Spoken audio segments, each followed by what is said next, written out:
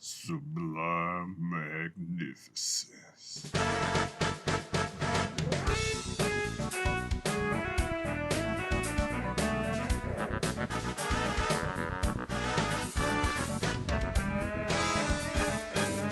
Hey guys, you know who it is, what's going on, when it's happening, where it's at, and why we're here today. How you doing? It is I, the sublimely magnificent big up to himself, Omari Elisfeo Grande on YouTube, back with another episode of This Guy Hasn't Seen. And as usual, I am joined by my co-host and running mate, one of my best friends in the world, El Director himself, Bill Smith. Hey Omari, thank you for having me back as always. It's such a wonderful time. One of my favorite times of my week is to come here and chat with you about these movies. Indeed. And I love chatting with you and, the people that also hopefully you guys are watching along with us with this movie club thing. You guys get to experience this as well. And and this week we got a doozy from something that is right up our wheelhouse, at least as far as our opinions on previous movies on this channel go. I believe you brought Kickboxer. Kickboxer from 1989, rated R. Kurt Sloan must learn the ancient kickboxing art of Muay Thai in order to avenge his brother.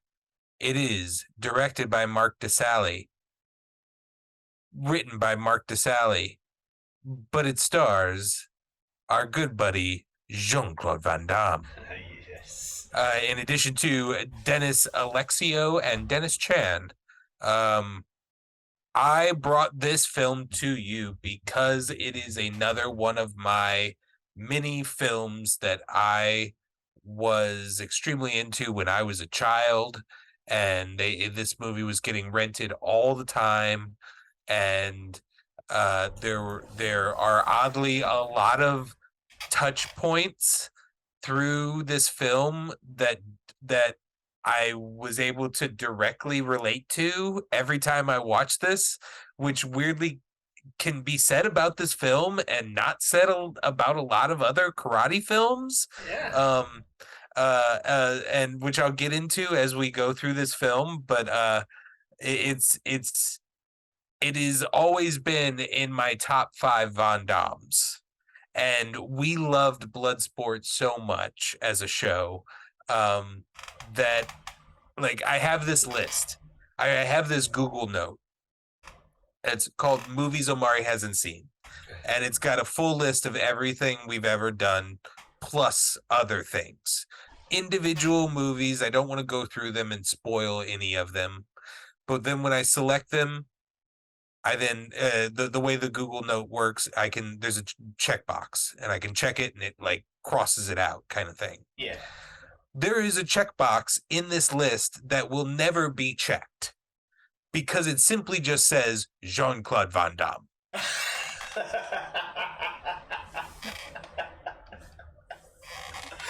love it. Like, just pick one. So this is number 2 of what will probably be many more over the years. I'm here for it. Great. What were you expecting? We knew that the cards were on the table that this was a Van Damme, right? Yes.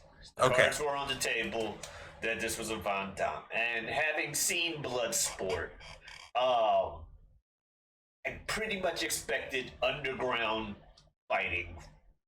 If not the exact same story as Bloodsport, something similar. Let's go to a tournament and fight.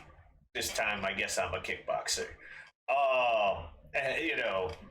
As opposed to an Air Force soldier going to a kumite for reasons. Because he wants reasons. Yeah. Now he's doing a kickboxer thing for reasons. That's about all I knew or thought about. I didn't read the synopsis. For people who this is your first time, I tried not to read the synopses because then that kind of just tells me what the story. Some of them tell me what the story is. Some of them bring in a story element never brought up in the movie. But see, you got served for that one. But yeah, so that's all. I was expecting Jean-Claude Van Damme to be get a lot of people up. I guess if anything, I was expecting a tournament. Yeah. An underground tournament is what I was expecting. Okay. Yeah. That makes sense. Mm-hmm. And then getting in, and why I hadn't really seen it is just timelines. I just didn't see it. I had heard you about didn't. it. What in my head? Everyone watched because I watched it so much. I realized as an adult was not like the martial arts action adventure genre of all these random stars who would do these series of films that like you're already kind of catching on to are kind of just cookie cutter, the same film, the same stories kind of things. That not a whole lot of people were watching those, I guess it turns out. Hey, and cookie cutter or no, I kind of like watching cookie cutter stuff. I saw a tweet earlier today saying like men will watch something or play a game between the age of 15 and 25 and then consume no new media after that. Which you kind of brought up in a way, talking about like one of the good things about this show is it forces us out of those boxes. Yeah, but yeah, absolutely. I agree with that, which means I don't care if it's cookie cutter shit. I like the cookie cutter shit. I've gone on here and said things that are some tropical things just get a kick out of me every time. Yeah. So yeah, I guess going into the initial reactions of this movie, it seemed like it was going to be a lot more of a professional fighter vibe as opposed to underground because of the way it started. Because it's like, and now we got the so. Oh yes, commentary. And I'm like, oh, okay, this is gonna be a more professional kickboxing thing. And at the beginning, like you see Jean-Claude Van Damme's character's brother Eric, who is in real life an actual light heavyweight champion, Dennis Alexio. Okay. Yeah. Yeah, he beats the shit out of a dude after talking shit, which, awesome. You can talk shit and then back it up. Great. Acting, I was like, okay, this is... It warranted me taking a note of it at the beginning. I was just like, oh, this acting, though, from both, Jean-Claude is perfect regardless of what you think of his acting. Jean-Claude is perfect. but when others are about the same level of that acting skill, that's when it starts getting a bit more noticeable. So I was like, oh, okay. But quickly got in that because the opening credits start. It's like got the music while they're going to like Thailand or Taiwan, I believe. They're going to Taiwan. Thailand. It is Thailand? Thailand, yeah. Bangkok. So they are going to Bangkok, Thailand. Okay. Yeah. They're going to Thailand, and just everybody loves a weird. The fucking 80s ass opening song. The soundtrack through this entire film is so specific to what is happening on screen and what it's telling you what the main character is feeling right now in this moment, and it's like recapping exposition for you almost. To the point where my wife out loud, she's over in the corner playing Stardew on a different TV. Stardew Valley, great game. Everybody check it out. She's over there and she goes, were all of these songs written for this movie? And I looked at her and I was like, they had to have been, because it is literally just like, I'm walking through a Buddhist temple, thinking about my brother who is in the hospital. And we mentioned, and I think that's part of why movies like RRR and Bahubali clicked to us, because they did the same shit. Like, the brothers have betrayed them. What's gonna happen now? Yeah. So yeah, and that just I was ready. I was ready to just sit back and enjoy the movie. And didn't we see, or they're getting ready. The brother seems to be like, okay, he's fighting and stuff. I'm like, Oh yeah. Also, did Big Brother buy a sex worker in the opening credits? I feel like he did. Very casually, just bet a worker of the night. Just and like yeah, all in the opening credits. Yeah. It just very casually does that. I'm like, oh, okay.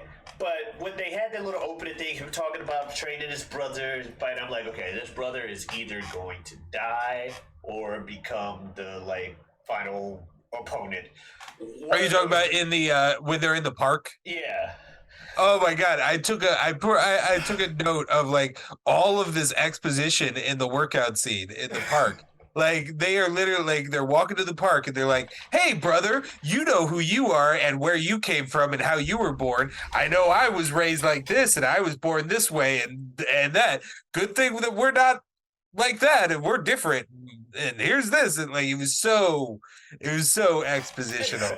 I'm like, this brother is either dying or he's gonna be the final opponent. Because he had the whole like, come on, man, get better. I'm like, okay, this is going one way or the other. And Yeah. then Were you surprised Von Damme is like supposed to be the younger brother that's less he's like the skilled. subservient? Yeah. Yeah, Yeah. that did catch me off guard. He's but like the effeminate brother who knows how to dance. Who like work who he like he knows karate but he really likes to dance. Kind of thing. Mom taught me ballet. She taught you martial arts. Dad taught you No, martial yeah, arts. that was that's what I'm talking about. That explanation. It was just like, well, father taught you martial arts and focus, and you had a focus and a really strong discipline on that. Bob really cared about the arts and wanted me to do dance and paint, way before karate. It's like, all right, we're really setting these characters up. Boy, are they different. Now, speaking of setting a character up, we get to my first stand down moment where I'm thinking, like, damn, this music's kicking in. They got these heavy ass drums coming in. Boom. Don't go down the hallway. Don't you hear them drums? That music means bad. Don't go to. It took me a second, and I was like, what if that's not just fucking drums? And then we see this Sagat braid having looking motherfucker kicking the shit out of a wall. I'm like, oh no, yeah, brother's dying. I'm like, when I saw him kicking the wall, like, yeah, brother's dying. Brother's definitely dying. That's the route we're gonna take. He is not beating this motherfucker right here. And That's our that'll be our first thing in this film that is weirdly connective to me. all right. Shout out to Mr. Jaycox. Mr. Jaycox thought that our Taekwondo studio was a Muay Thai studio about 6 times a year. And we would have to do roundhouse kicks to each other's shins. We would have to take our bamboo sticks that we would do moves with. We would have to take those and fucking wrap them up against our shins. He very much believed that we needed to toughen up our shins to the point, and I loved Mr. Jaycox. I loved Mr. Jaycox, and I took that to heart. And I fucking boy, I toughened up my shins when I was younger. I worked on that all the time. I would just sit there watching TV at night, just like fucking hammering away with my fist on my shins. It was a weird time. I was really into karate. I was really into Taekwondo. So yeah, I would be sitting there like little, like 12, 13-year-old me sitting on the couch watching this movie and just like fucking whacking my shins with a stick. Jesus. Just the thought of kicking, like, the thought of kicking those things seems cool. I may or may not get laughed at every once in a while at work because I at least pantomime kicking a pillar just when I'm like bored and people look like that. But I don't want to actually kick it because I know it's gonna hurt like hell. And so I can't bring myself to do. I can't imagine actually bringing myself to kick something that repeatedly. But it's cool that you. Don't get me wrong. Like that's awesome that you were able to toughen. I mean, up it's not that your awesome. shins. It's not that awesome. It's awesome Yeah, that I you're can't able to think. toughen up your shins and stuff though. Like. Yeah, like a few times I've kicked a coffee table and it hasn't been that big of a deal. That's really been the only benefit in my life. I've never gotten into a shin kicking fight. Or never needed to break down a pillar of a building. No, yeah. Back into the movie though. It is insane. Tong Po, what he's doing there is absolutely insane. We weren't doing anything on that kind of level. And I just love, like, it might be honestly the best acting of the film for Jean-Claude when he goes back into that locker room. He really sells well. He's like, no, you don't fucking understand. The man was kicking the pillar with his leg. The blaster was coming off. So what of it? I'll go out there. Can he move like this?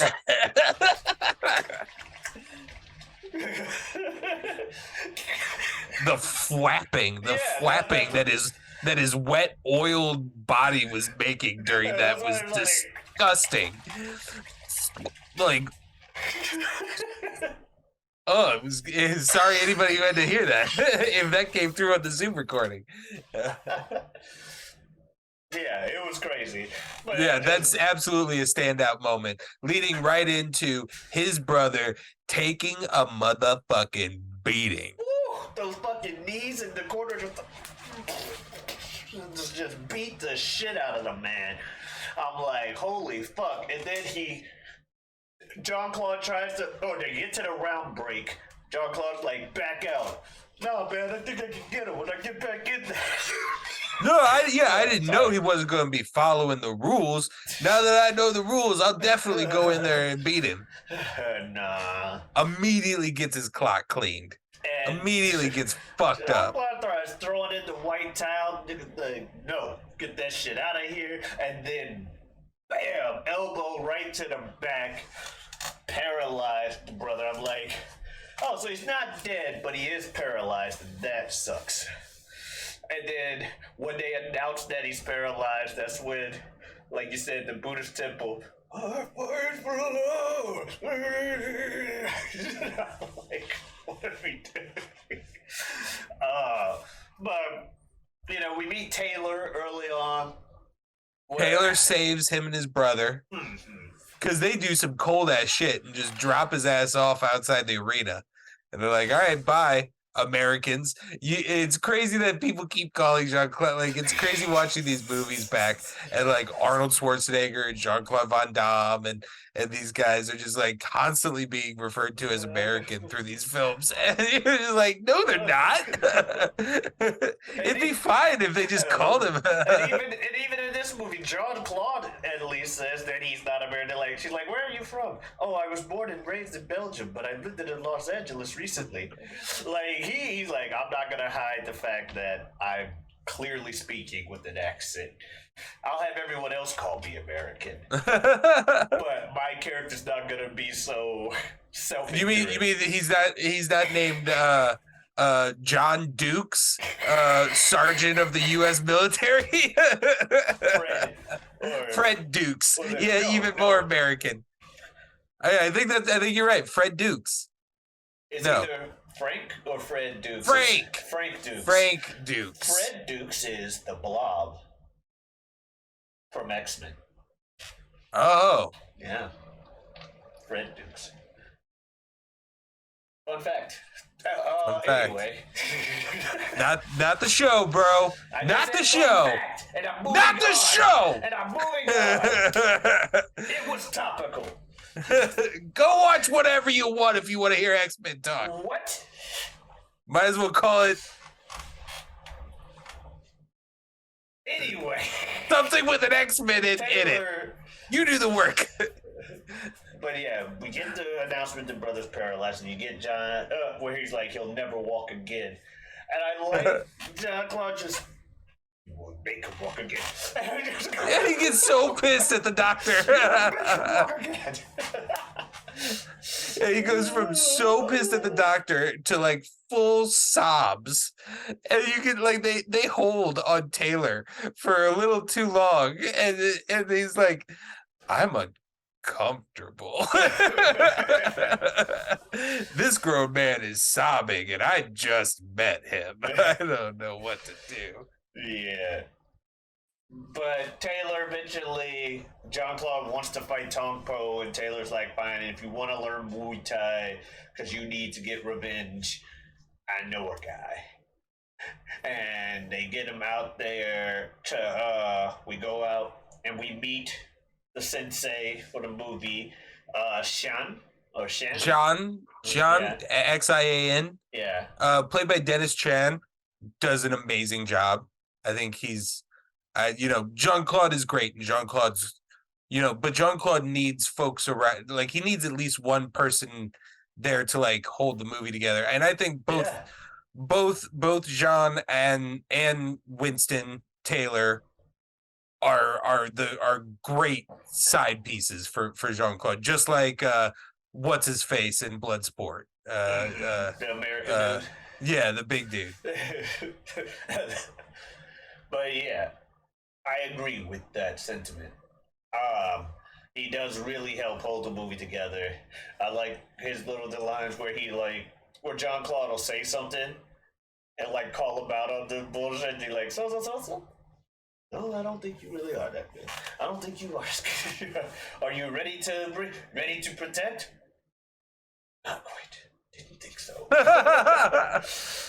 There's like so many times that they cut, like this movie is doing the thing where they cut and they've swapped in a stunt double that looks nothing like the person, and they've put a really bad wig on them.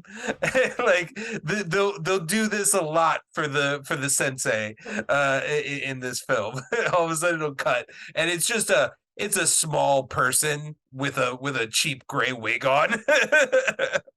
I did like him be like, how was your defense? It's good. Yeah. Not as good. What are they teaching you in America? Or some shit like that. I'm like, well, damn. I feel attacked. But no, the various, then, obviously we go through the movie, we get our various training montages. I was going to say, like that, I mean, you could say you get various training montages, or you could say the entire second act of the film is a training montage. Yeah. You're not wrong. That is a good way to put it. It's the entire second act. Let's see. I think I have a few different highlights from that. So second thing that really connects with real life young Bill and his martial arts training.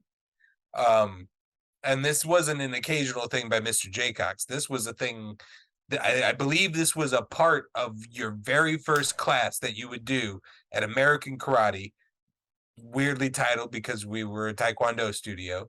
But your very first class when you joined to try and be a white belt, you were going to be asked probably right after doing a few crunches at the end of stretches at the beginning of class, you're going to be asked to stay laying on your back.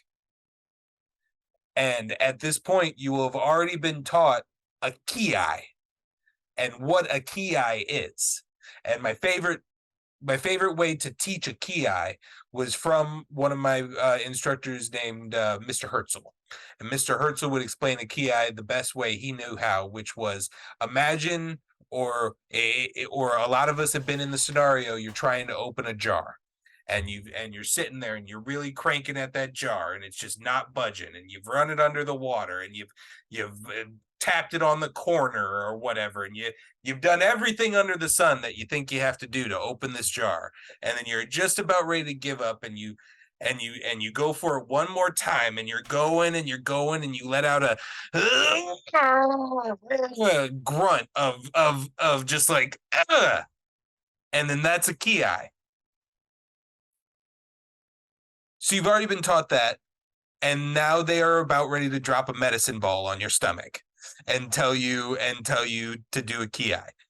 Day one, first class, they are holding it on your belly and then picking it up and lifting it a couple of inches and doing a very light, gentle like a very gentle release Yeah. onto your stomach, and you're supposed to ki, and that's doing essentially the same thing. It's kind of what the master's teaching him, and like Yeah. you breathe in when you hit, you breathe out when you get attacked. Yeah. If you do both, that's good. And that's kind of a ki. That's kind of what's happening with your abdomen in a tightening Yeah. crunch motion. Um, and so that was a part of class and of our instruction, and it got to the point that was another thing that i I really, because I was a big kid, and I was never a kid who was just going to be able to throw a spinning heel kick up above somebody's head, or just sit there like Jean-Claude Van Damme can do and just like do roundhouse kicks all the live long day before he even puts his foot down. I was never that dude, and so I had to find my avenues. And I tell you what, by the time I was testing for my black belt, Mr. Herzl, who was probably approaching 7 feet tall, he was one of the tallest men that I've ever known in my life, uh, um, could hold a full weighted medicine ball over his head at full extension and even toss it up a little bit, and I could receive it without much issue. Awesome. So that That. coconut drop is very connective to me, and it's not something like, these are things that I don't think of being in other Yeah. martial arts movies necessarily. No. And then finally, it's just very briefly and I think this is probably just something that I took from this film and started doing, but when he's doing his motions underwater, Yeah. forever and always, if I'm in a swimming pool, I am going to do one of my katas from Taekwondo. And like, that's all I would do in my grandmother's pool as a child. Was I would just be sitting there doing doing my stances, doing my routines underwater, just like Jean-Claude Van Damme. And so those are the two things. Those are the two, like, I just they give me warm fuzzies when I see them, and it's weird to say, like, yeah, dropping a coconut on Jean-Claude Van Damme's abdomen gives me warm fuzzies, but it just it does. That's great. I like that.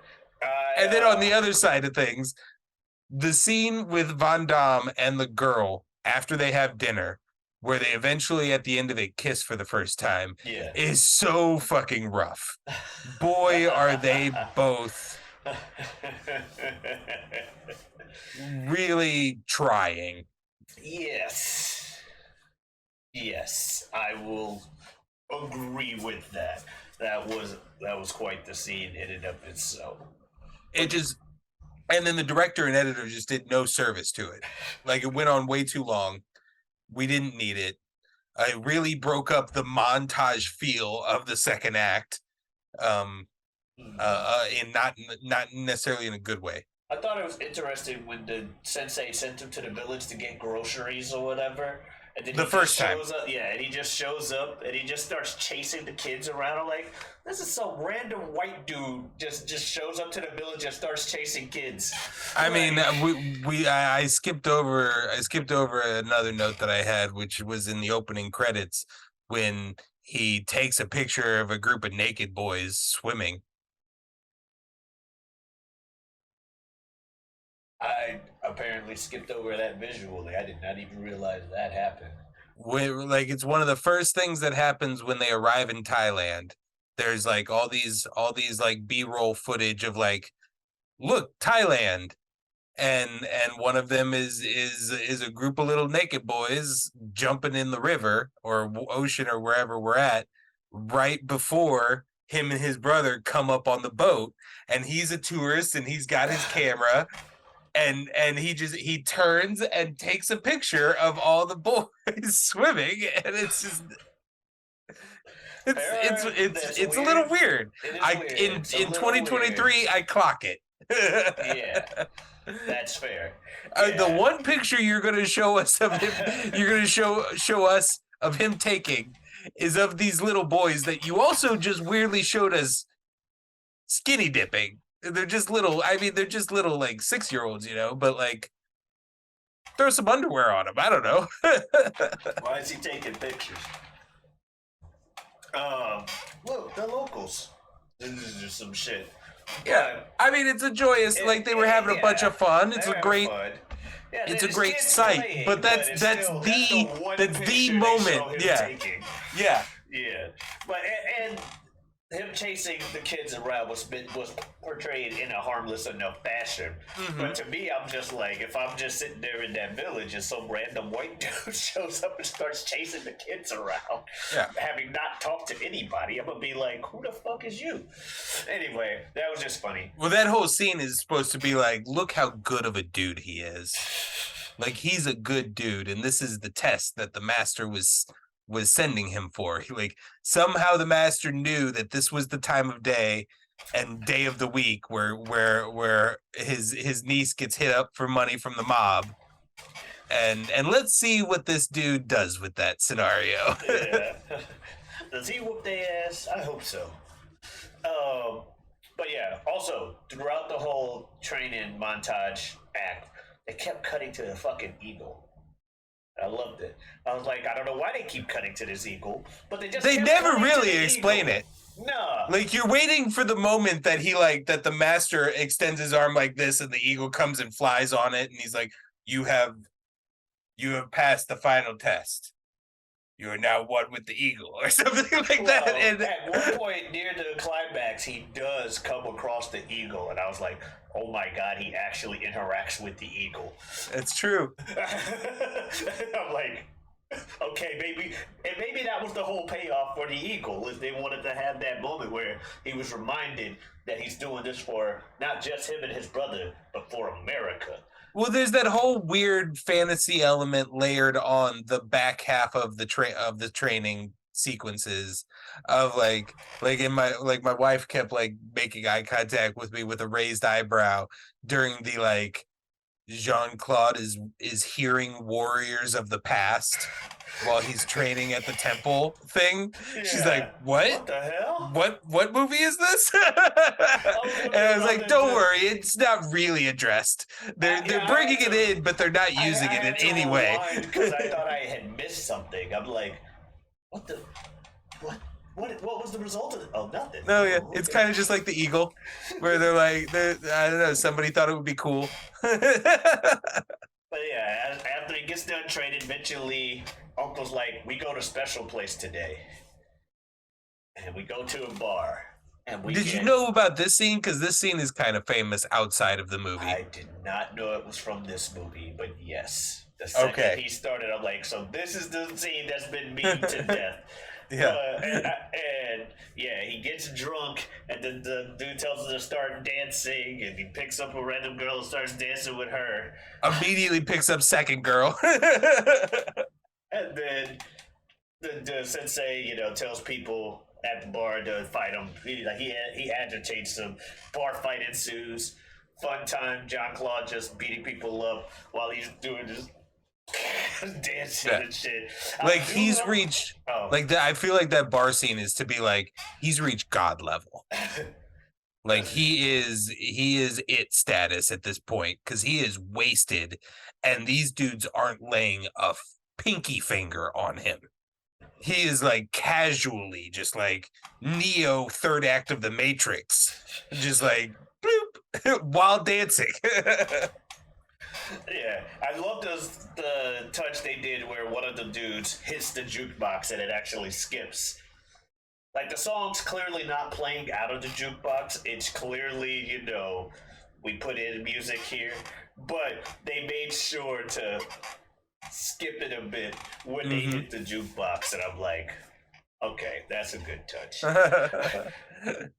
And yeah, so after that, while he's doing that, Sensei's setting up a fight with one of the enemy gangs like better fighters. Yeah, with Freddie Lee. Freddie Lee is like our big villain, Lee, other than Tong Po. Yeah. Tong Po is really just a foot general for Freddie Lee. Thank you. Yeah, Freddie Lee. I'm sorry. Yeah, so because we know from Winston, I'm like, I'm not turning on Freddie Lee. Yeah, when they tried to when they needed his help because, yeah, in a bit. So yeah, Freddie Lee. So he gets a preliminary fight, pretty much, to prove he's worth the time. Because especially since they know he's whose brother he is, and his brother had the showing he did. They're like, we're not putting him against another American. No one's gonna want to give a damn. Right. And so he's like, fine, put him in a match with this Red Trunks dude, and then they decide early in that fight that that fight's just gonna be them trading sidekicks. Just, back and forth, crowds eating it up. They're like, yeah, it's just roundhouses right to the right to the abs, yeah, right to the ribs, and I think it's Jean-Claude just like being I from what they showed in the bar and what we see near the end. I feel like Jean-Claude has reached a state where it's like, if he wanted to, this dude would also not touch him. This is just him being like, I'll let you go, bro. Ain't got nothing. Here we go. We're trading. Nothing. We got nothing. And then eventually, yeah, he just takes the dude down. Just overwhelms him and takes him down. And then, like, Sensei looks around like, not Sue, cow. Cow. And I'm like, yeah, the way he just he's like, not soon cow. Yes. I like that. Soon cow. And then the lady next to him, soon cow. I'm like, what the hell? And then it turns out means like white warrior or whatever. And they're like, hopefully. That's what we're told by the movie. You and I haven't fact checked it. According to the movie. Yes. It means that.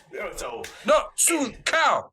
Even if it doesn't mean that in real life, it means it in the context of this review.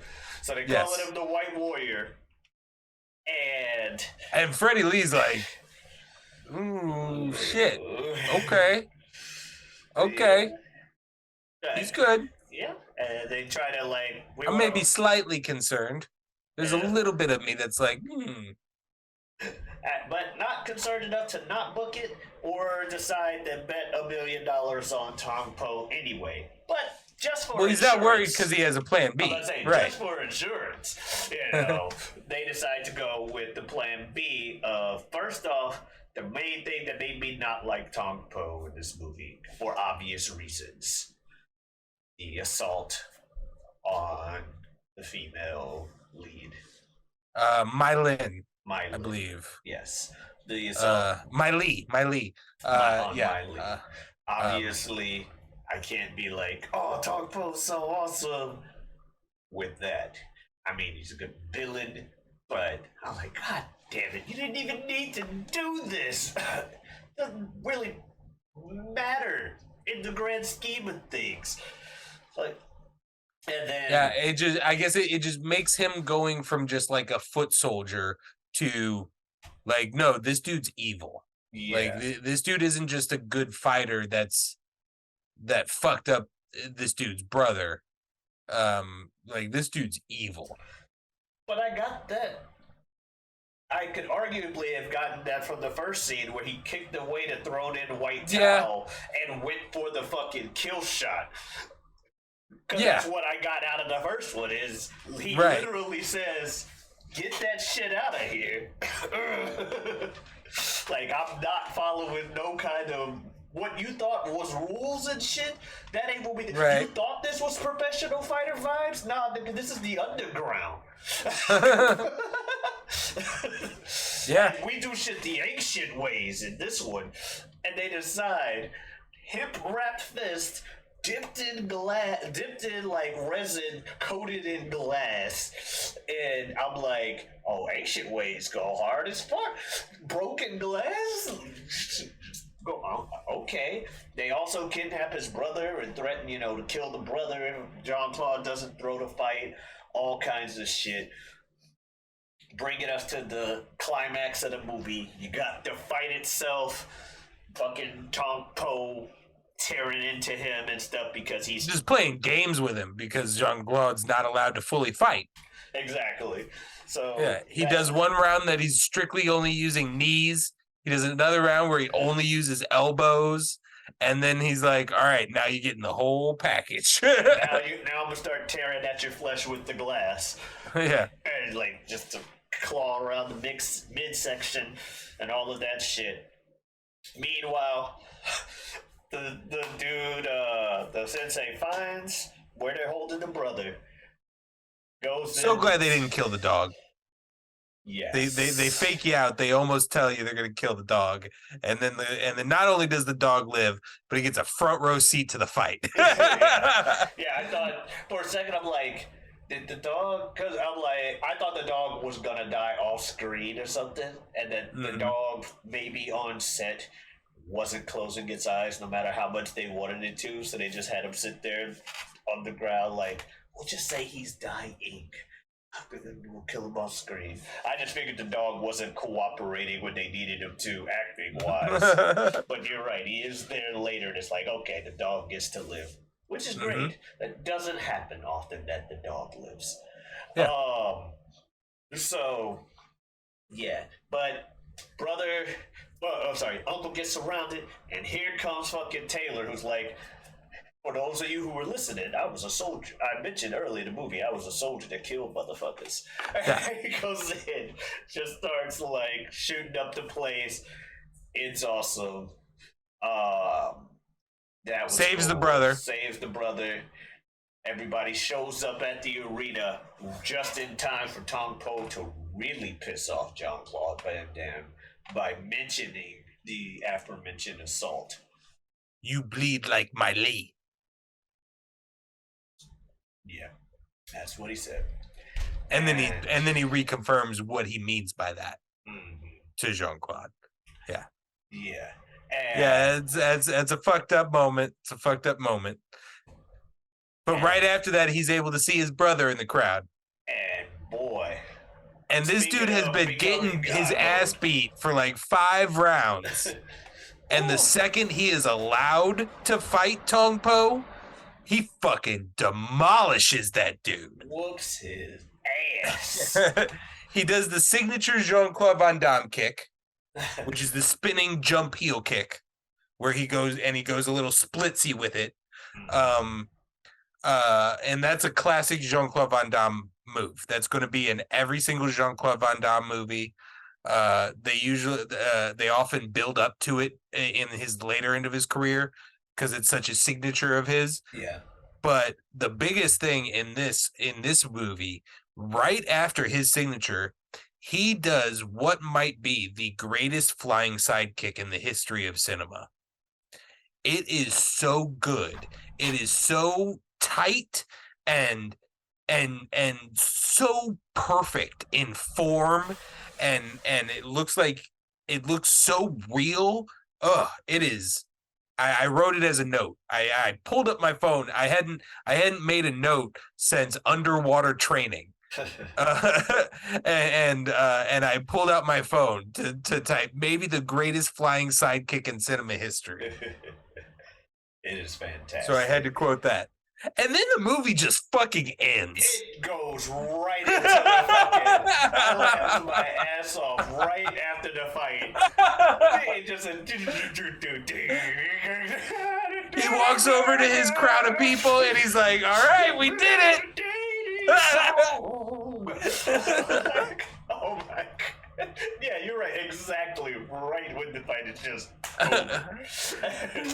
Yeah, we just like hugging and celebrating. Credits. Yeah, he walks over and he's like, "All right, you're good. You're alive. We're all good. I just won. We did it." Freeze frame. Credits. That is it. It's refreshing, honestly, because you don't need any more. That's not what we come to this movie for. We don't need an It's epilogue. done. Yeah, it's done. Boom. We don't need. John Claude eventually went on to be the kickboxing king of Thailand for the next 10 or like years. maybe like in another movie, you then cut to like an airport where they're like him and his brother are on one side and Jean and the girl and Taylor are on the other side and they're saying goodbyes and he has a really heartfelt moment with the girl and maybe she decides to leave with them to America and like then that's the credits or we don't need any of that shit. It's just like no, he won the fight, done, boom, credits. We didn't get that. We didn't get the blood sport paragraph like, oh, he commentates this many times a year, to this day. Absolutely real facts about this this real dude. He definitely didn't lie and fabricate the entire thing as a giant con artist. Found all around the world. Yeah, that's the blood sport. So I guess that's what final thoughts. Loved it. Not blood sport. Kickboxer. That's Kickboxer. Final thoughts. Loved it. I loved it. Obviously, if from a pinky out standpoint, it's cinema, whatever. I don't care. I fucking knew what I was getting into. Jean-Claude Van Damme, awesomeness. There were some moments where the acting and the performances were powerful enough, even if the acting isn't, Webster's dictionary definition of acting. A big button for Omari, I know. Revenge story. It is revenge a tale story. I do like that about it. And now I will say, and I like it, and I like that he got the revengeance and all of that shit. You are correct. But I didn't focus so much on it, probably because the brother lived. As opposed, like the brother lived and was paralyzed, as opposed to my brother's dead. He still was just as mad because brother's career was over. Brother never able to walk again. Martial arts has been his life. Now he can't use his legs. So there's still plenty of reason to have that fire and vengeance. But I think it was done well enough to where it's just like you're focusing on the now as opposed to the end goal. The end goal is whooping Tong Po's ass, but I want to see how Jean-Claude gets there. Yeah. So, yeah. Overall, though, yeah, you picked it, probably safely assumed I would enjoy it. Guess what? I enjoyed it. Yeah, well, I would say this is another one for me that falls on the better side of the Van Damme films. These are obviously there's still going to be a large amount of people where this is just not their taste, and that's fine. But this is not. This is not. There are absolutely some Van Dammes that are hard to watch. They're just not as good. They just don't slap the same. So I knew that this was going to be one on the better side of things, on the blood sport side of things. And for me, this is it's not. It can never be judged accurately because it is clouded in heaps and heaps and heaps of nostalgia for me. This movie is very special to me on so many levels that it's hard for me to judge it accurately. There are many scenes in this movie that are awful and can immediately be cut. And it mostly involves two people quietly talking, because that's not what you're here for. You're not here. You're not subscribing to that movie. But other than that, this is one of my favorite of the training to be a master martial arts film genre things from my lifetime. I do think the training period, there was just the right amount, to hit that like sweet spot for that. like to Mhm. be like you said, because some movies either speed through it or they take way too long, and it's like get to the fucking title. I get it, Yeah. but this one it found that sweet spot and it broke it up enough. I will say that's one benefit of the brother being alive is his trips to visit the brother in the hospital or to do so and so help, or you see the brother kind of being, I don't want you to go through what I'm doing, help break that up enough to where everything was in that sweet spot, time and pacing wise. Yeah. I agree. So yeah, that is the Kickboxer. Woo woo! So what we're watching next week? Now we got a little something special brewing. Oh, I think you and I talked about something where there's, and I think we've even talked about it in episode a couple of times. We've hinted at the desire, but there's some movies out in the world that are so impactful on you or I or both of us on such a level. And now that we have this platform where we want to discuss movies and we want to trade movies into a movie club, there are movies that we really want to cover, but they don't really fit our rules. So just for next week, just for this once, for now, and then we'll probably do it again sometime later, who knows. But for just next week, for now, we are going to do a special This Guy Hasn't Seen presents that you should see. Yeah, you guys should see. This is a movie that Omari and I have both seen and both love. Indeed. But we want you to see it. So we hope you do. Again. Yeah. And talk about it. Right. So we haven't seen it together. And that is The Raid Redemption. Ooh, I'm excited. Everybody at home, you need to watch this movie. Yes, I know at least one of our guests that has been on this show also really enjoys this movie, as he's the one that showed it to me. So I'm going to enjoy it. Who is it? Oh, okay. I thought you were going to say that. It's Fluffles. Fluffles. Oh, right. Yeah, we did talk about that off mic. I thought for a second it might have been Super Jazz, and I was like, oh, he does like good movies. He probably has seen this and enjoyed it. Probably didn't think it was boring or focused too much on non-plot at all. I don't know. I've never asked him, but we'll see. Well, nobody can call The Raid Redemption boring. you know, if you haven't seen it, you should watch it so you know what I'm saying. Exactly. I wouldn't call it boring. But Super Jazz is weird. That's all I'm saying. Speaking of Super Jazz, I got a show with him called Whatever We Want. You can find it on YouTube at the Whatever We Want podcast. New episodes on Wednesdays. I also obviously got other videos on this channel, and I can also be found on Twitter and Twitch at Giotavi. That is Giotavi. Come on in, stop on by. Bill, you got anything you want to say to the folks? I don't. All right. I don't think so. All right then. No, I don't. Yeah, I just got back from Niagara. Niagara Falls. If you have the means to go, I would highly recommend it for everyone. I think you could do everything that Niagara has to offer in 1 or 2 days.